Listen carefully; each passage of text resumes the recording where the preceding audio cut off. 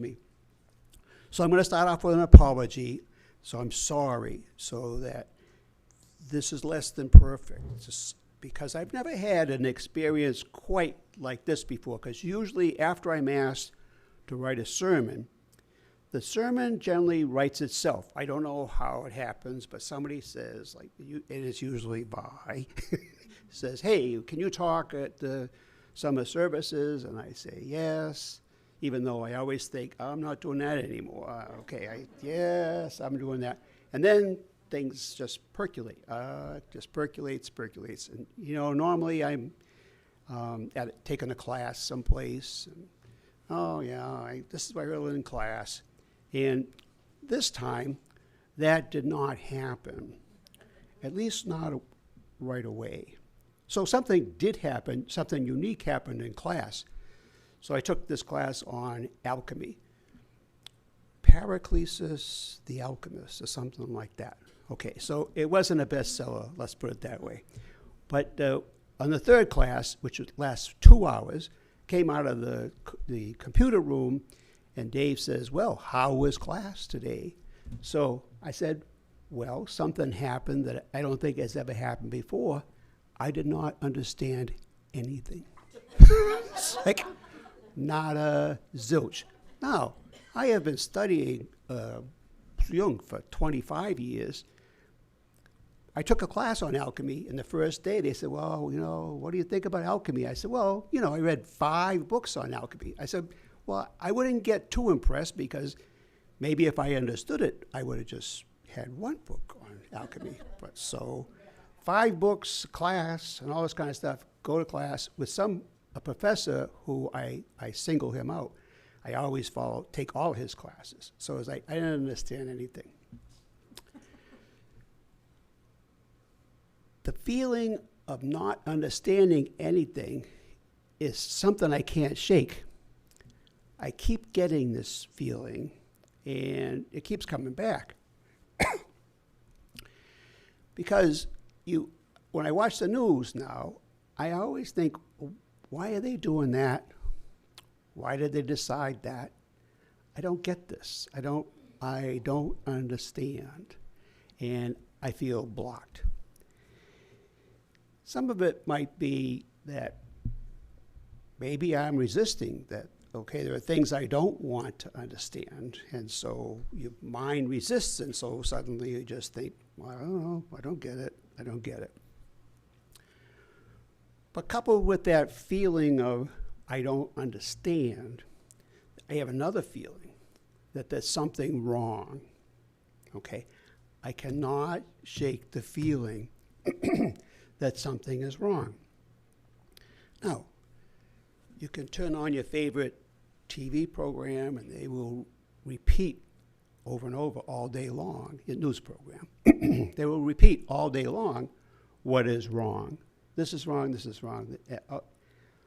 But I am not satisfied. I go to discussions with my friends, and these are people that I agree with politically, and they delineate this is wrong, that's wrong. And I always left with the feeling, well, there's something else is wrong. And so I think that when they dropped a bomb on Iran, suddenly what was wrong began to come to the surface. It was like, okay, it was, the feeling was unleashed and words came up.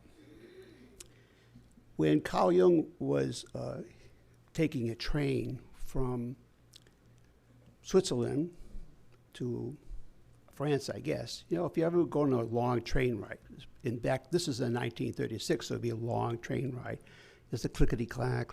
So you can kind of like, you don't know if you're sleeping. Maybe it's like a plane ride. Sometimes, am I sleeping? Am I half asleep? But he had a dream one time that, Europe was covered in blood. And he was like, oh, this is weird. Like Europe was a basin. The Alps was like one of the sides of the basin. And he thought, oh, it's covered in blood. So at the end of this thing, which lasted like over an hour, he thought, I must be crazy. And then it happened again. And then by 1939, when Germany invaded Poland, he thought, oh, maybe this feeling I had that something was wrong is because he's a psychoanalyst. He has people from Switzerland, it's right in the middle of everything. So everybody comes to Switzerland. They speak 3 different languages in Switzerland, and I presume he did too. Actually, probably 4 because he also spoke English, so he spoke 4 languages at least. And so all these people came and told him what they were feeling. And so the net result was he had this feeling, okay, something is wrong. And I suppose, in a minor way, I'm no Carl Jung, but in a minor way, when you look at the TV and you see all the things, and we all have our favorite thing that we think is wrong, okay? So it's like, okay, you know what I'm talking about. Oh, I can't stand it when they do this or do that, or this happened, or this war has taken place and that war has taken place. So maybe I'm thinking I might be the only one who thinks, there's something wrong.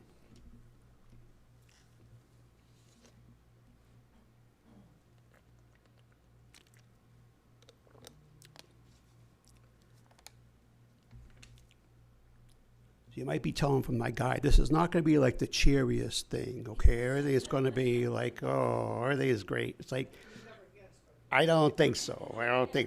This is sort of like just the prep. So, the country is sort of divided in half, and then, like, you could turn on the TV and you could watch the blue side, tell you what's wrong with the red side. Then you could watch the red side, and they tell you what's wrong with the blue side, over and over. So no matter what side you're on, 72 million people disagree with you. Okay, so, all right, so, okay, so, that ought to get your attention that, oh, well, maybe there's something else wrong. So, those of you who heard me speak before, know that I come from a psychoanalytic viewpoint. It's not necessarily a political viewpoint. Psychoanalysis is a way of seeing. It's not necessarily a way of deciding, it's just seeing. Okay, so many of you, probably, including myself, will be disappointed with what you, this is what you saw? It's like, yep, this is what I am seeing.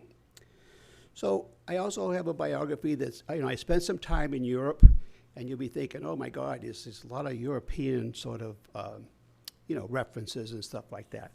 Yeah, because I have sort of a European thing in my head. You also know that I tend to jump. Andrea said this, Norm, you jump from one thing to another thing to another thing to another thing. The problem with this critique is that, Andrea is correct. That yes. So, but I have a rebuttal for her now. So I might jump to 20 or 25 different places. Or I might jump to one place 25 times. I've given you like the clue now, okay? So I brought my genie with me today. He's heard the sermon, so he's very quite sad. But I wanted to use it as a prop, because as you jump from one place to another, you'd say, oh, okay, well, how did you get there? The genie told me to go from this place to that source. So all complaints will be referred to the genie, and if you're really disappointed, you can go to the box office, get your money back. Okay. So you're sick of watching the news, and I forgot to do one thing. I'm going to go back. I don't know if you've experienced this, but in this feeling that something is wrong, I have started to change my behavior. Anybody else, just by nodding, anybody else like have behavior changes, notice don't do things quite the same way. Because from the time I was a kid, where you could buy Newsweek at Coyle High School for 10 cents a copy, I was always a news buff. And so I watch the news very often. So now I'm like on a news diet. I still will watch it, but I can't or won't watch it all the time like I used to. First of all, it's too repetitive, and then it's too depressing. It's also, as I listen to the news, I can feel it eating my soul. It's just like it's soul taking. It's not soul giving. It's like a mouse eating a piece of cheese slowly. So you ask your genie, take me to some place that's nature. Nature relaxes me. I love nature. I love green. I love animals. Take me to someplace calming. Now, the genie is a trickster, okay? So, and you'll understand what it means when I tell you where the genie took me. I don't know, by accident. So you watch things on YouTube that I don't know how they got there or why you got there. But I pushed the YouTube button on Africa. It's like, okay, Africa, great. Animals, scenery, this is going to be fantastic. So there's a lioness. She's out there hunting, you know, and she's crouching down. This is great. And watching the lioness, all of a sudden the lioness steps into, by accident, a group of hyenas, like 12 hyenas. Okay, so you know what happens? The 12 hyenas kill the lioness. Okay, so this is so much for my great escape. It's like, okay, well, so the next video comes along, and the rest of the lion pride comes and sees the hyena, sees their dead matriarch, and they attack the hyenas and begin killing the hyenas. It's like, okay, we're on a roll here. It reminds me of the time I was must have been doing laundry. I put the TV on, and it was a nature show, and there were two lion cubs, all cute, you know. And I said, Erin, come over here. Oh, look at this, look at this. So she comes in, she plops on the bed. She's watching the lion cubs. Lion cub gets separated. Only one of the cubs is with the mother at night. The other lion cub in the morning is dead. It's like, okay. Everybody probably has like the nature calendar at their house. And the Grand Canyon, Acadia National Park, National Seashore, all pretty and stuff like that. This is the side of nature that we do not put on our calendars. It is not what doesn't exist. It's just been banished from, you know, the job lot or Target or whatever, wherever you get your calendars. Job lot gets cheap on calendars. So it's like, okay, it's like this is the brutal side of nature. Now, I'm not telling you this for the fun of it, because there's not really that much fun in it. It's like, okay, you're going to have to keep this in mind as we move on. Another drink. It's my drinking problem, you know.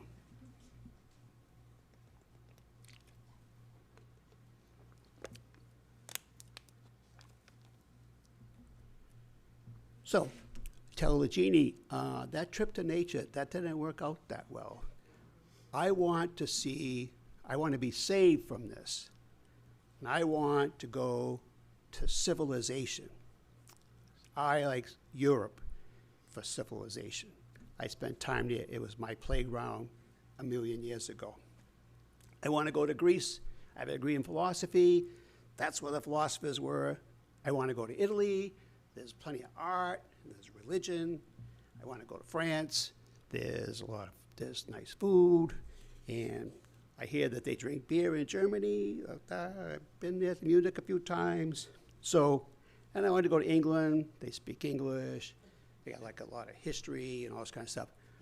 Take me to those places.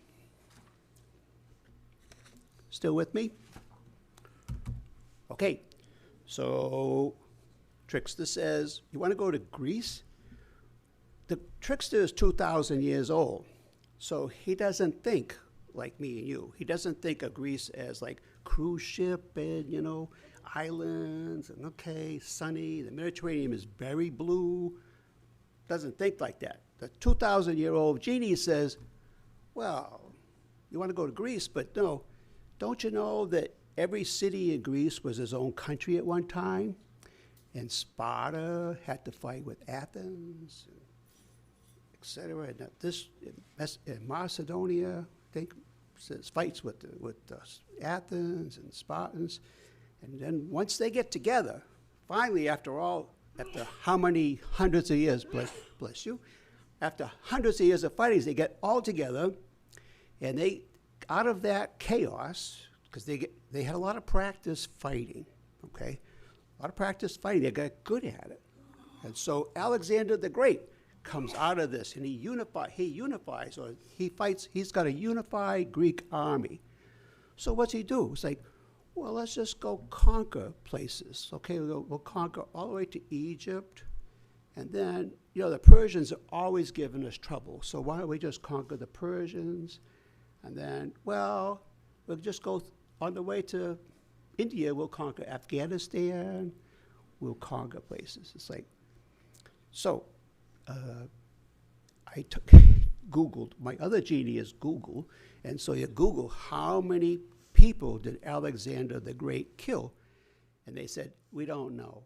It's too many, but it's in the hundreds of thousands. So, there is a record. There was a city of Tyre that was a Persian city, and what happened is they conquered that city. They took all the women and children into slavery. We think of slavery only from the American perspective, but no, slavery's way older than that. They took all those people into slavery, killed all the men, including crucifying 2,000 of the men. So it's like, oh, well, maybe Alexander the Great, not that great. And then maybe this civilization of philosophers, not the same. That's not what we're looking for. So let's go to Rome.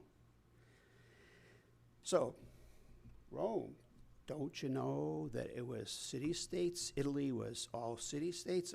Venice is fighting with Perugia, that's fighting with Bologna, and Milan attacks this. There were papal states. The Naples is fighting with this.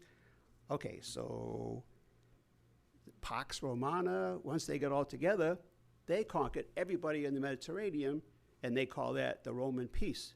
Well, that's because you beat everybody. You got really good at killing people, and your soldiers were very effective. And, and in the Colosseum, death was a sport. If you look at the Worldwide Wrestling Association now, you see the Colosseum, it mimics what happened, except in not a playful way, but in a bloodless way. It mimics what they used to do there, but they used to actually kill people and kill animals. This was a big sporting event, and it actually kept people calm. So the other thing, well, there's a lot of churches in Italy, okay? So you go to St. Mary Major's, and the St. Mary Major's is one of those 4 major churches, and that's one of them. You go there, and the ceiling of St. Mary Major's is all gold. You think, wow, that's really something. It's gilded. The whole thing, and the place is huge. You could put like 5 or 10 of this church inside of Mary Major's. So it's, you go there and think it's beautiful. But then finally, we went to South America. You think, well, where did St. Mary Major's get its gold? Well, the Spanish went to South America, conquered South America, had the king of the Aztecs there and said, okay, we'll let your king go if you fill this giant room full of gold. So the natives complied, and then the Spanish killed the king anyway. When they came back, they gave some of the gold to the Pope, and that's where the gold from St. Mary Major's comes from. I don't think there's a plaque there saying, okay, this is how we got the gold. Okay, so you're getting the theme. Don't lose track of the lions and the hyenas. It's like, okay. So maybe we should skip over and go to England. England, same thing. England is that interesting thing. So once they united, they were very good with their ships, and the ships were very good militarily. So they'd go places. They'd go to Australia, land in Australia, say, this is ours now. You go to Hong Kong, okay, we own this now. You go to India, okay, this is ours now. It's like, okay. So this is a little bit about power.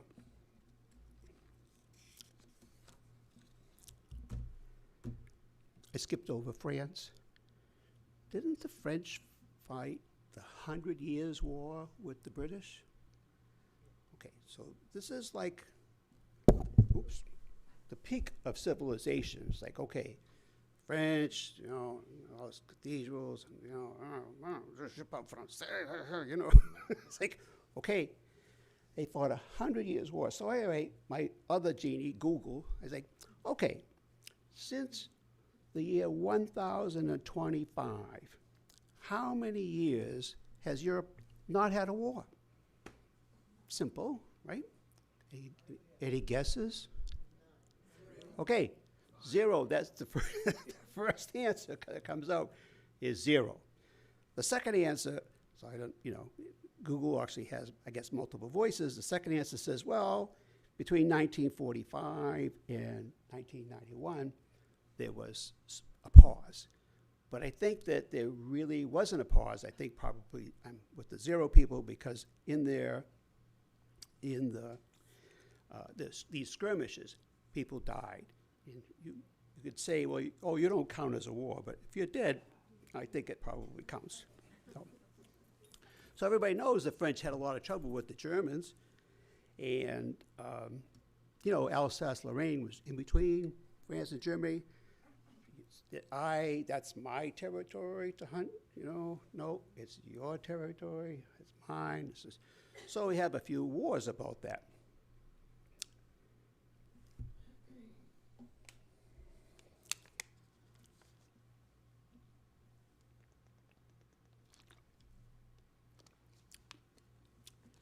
So in World War I, 15 to 22 million people were killed. Okay, this is our civilization again. 15 to 22 million people is roughly equal to the population of New England.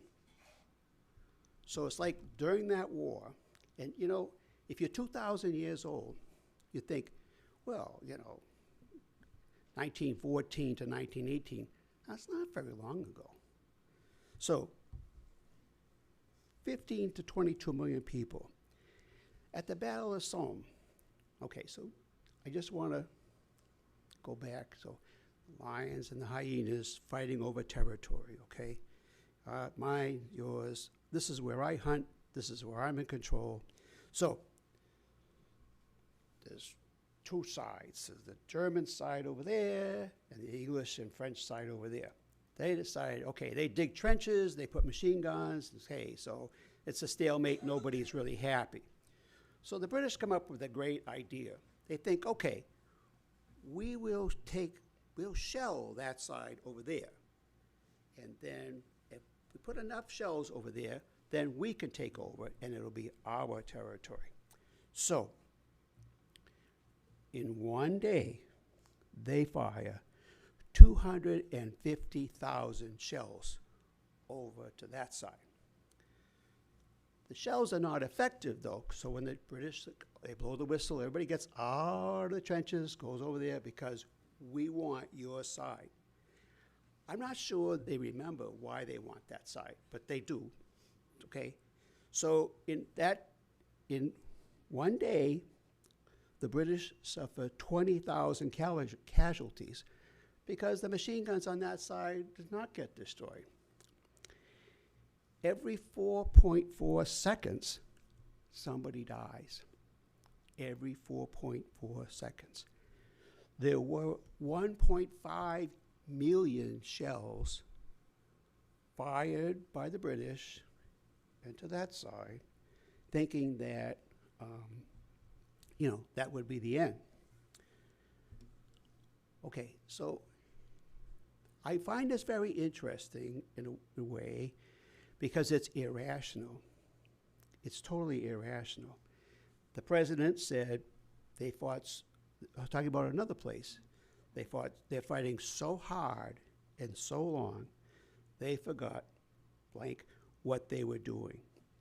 So the net result of the Battle of Somme was they didn't learn from the first day, so the battle dragged on for months. 1 million people died. And so this side got 6 miles of territory from that side. 6 miles of territory. From here to our house, I don't know. 6 miles is not very much. A notable exception, you women are going to like this. The women who were watching this and weren't in the trenches throwing bombs at each other on both sides said, we should stop this. This doesn't make any sense. Why are you doing this? It's crazy. All the men are dying and nobody is getting anywhere. Nobody listened to them. They were women.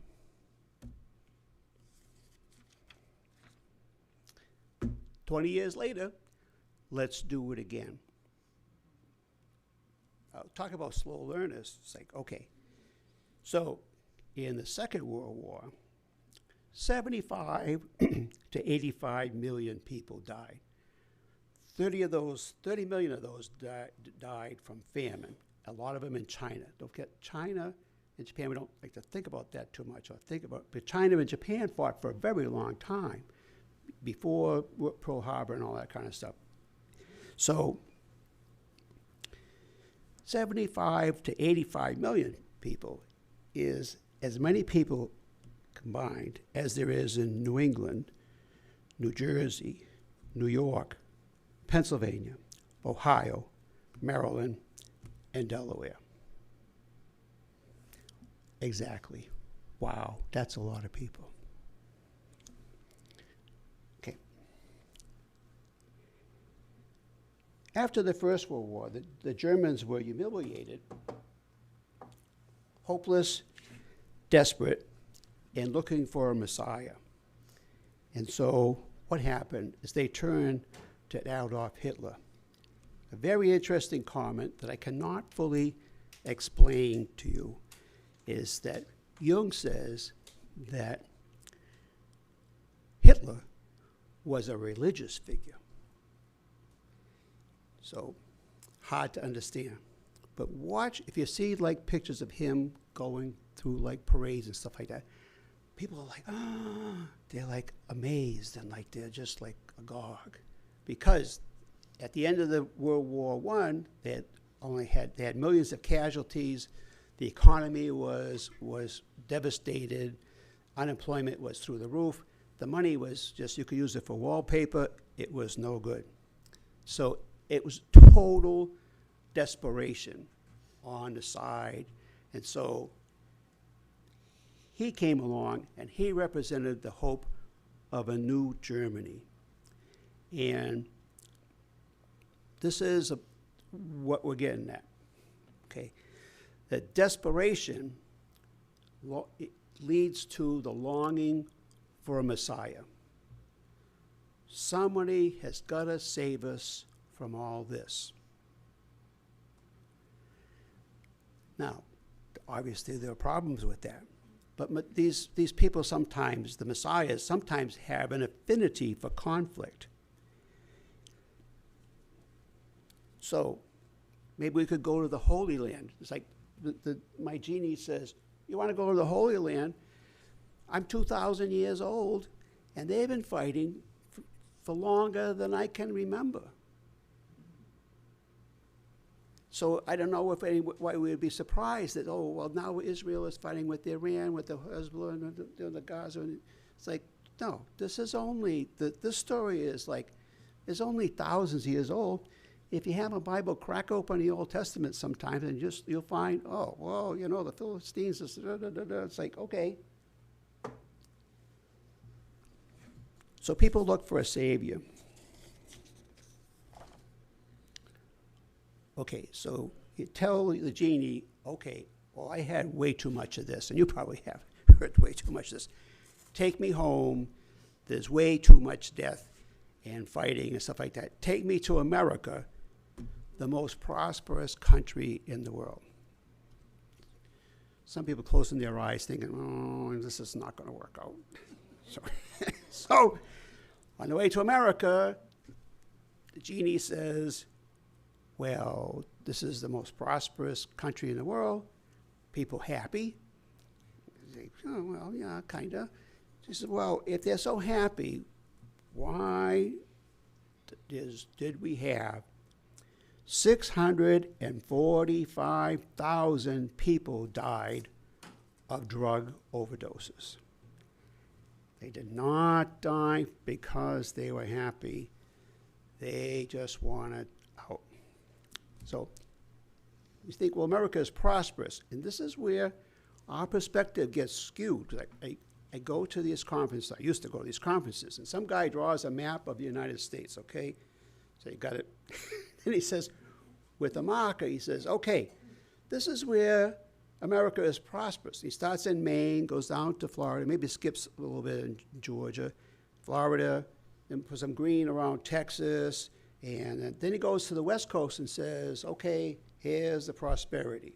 Then you put a dot green in Chicago, and you say, okay, here's the green along the coast, Texas and Houston, Dallas, okay, and then Chicago.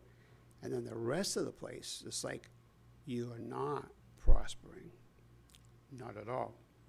So the genie says, you got to go to Youngstown, Ohio. It's like, I don't know if I want to go there, but okay, we're going to go. Youngstown, Ohio, 40% of the people live below the poverty level. The average household income is $36,326. The average household income. The average household income in Massachusetts, $110,000. So they have 1/3 of the income. Where the food pantry is, the census tract is 35,000, and that is the center of poverty in Taunton. But in Massachusetts, 110,000, Youngstown, Ohio, 36,000. 50% decline in population over the last 10 years. Now, Youngstown, Ohio, I have an affinity to that because I lived in Taunton until I was 17, like Ray. We lived in Taunton. You go in Taunton, everywhere you go is like a factory. They're all making silverware. And now, if you go in Taunton, they're all gone. So I have this flash. I didn't live there anymore because I don't think about the 495 development and all these other developments. I think, oh my God, what would people do in Taunton anymore? I have this anxiety. It's like, oh my God, all the places, if you didn't know what to do, you just walk into Reed & Barton's or Sheridan Silver or Pool Silver in our old neighborhood, and they would just hire you. And you would have a crappy job, but you get a house, car, family, kids. Okay. So if that's all gone, and in some places in the country, it's not been it's just gone, and nothing's taken its place. Yet people turn to drugs. Then you have people turn to a message, oh, let's make America great again. Okay, so now I think, okay, I'm starting to understand the red side a little bit. I know it's scary for you, you're gonna be okay. Oh, you're gonna be okay. It's like, oh, you have this feeling of desperation and anxiety, and someone says, okay, we're gonna make everything that's made outside the country, we're gonna make it fabulously expensive, so we'll have to make it in the country. You're like, oh, I think, again, you're gonna be okay, but I think I understand now, okay. And when you see an immigrant, you're gonna think, that's a competitor to my job. And you'll tolerate, oh, let's just get rid of them. It's like, okay, so in analysis, we just see what's there. We're not saying this is a good thing or making an excuse, but we're trying to get to what's going on in those things that we don't like, and how can we see? So, when the Messiah comes and things are still not good, you need scapegoats. It can't be your fault. It can't be my fault because I'm being the Messiah and all. Can't be it's got to be their fault. And so DEI, which I actually never heard of before, it's like, okay, well, it's got to be because we're letting other people go cutting the line or something like that. It never made any sense to me. So only after, 3 months of thinking about this, it's like, oh, I think maybe I understand. Okay, so facing our animal nature is grim work, is difficult, it's hard, it cuts against the grain. But we have to move beyond name calling. We're never going to rise above our instincts unless we know what they are. Instincts precede thought. It happens before you think. The instinct for preservation. The lion and the hyenas don't have like a plan. They just spring into action. It happens before. So, I'm sorry the message is sort of grim today. It's not very pleasant. But Jung says, we cannot achieve enlightenment by imagining balls of light, but only by bringing darkness into light. That's what we've tried to do today. Trying to see that in summary, if people are desperate and threatened, they begin to act instinctively. They cease the thinking. And that's why sometimes we can't talk to each other, because one person's in thought and one person's in instinct.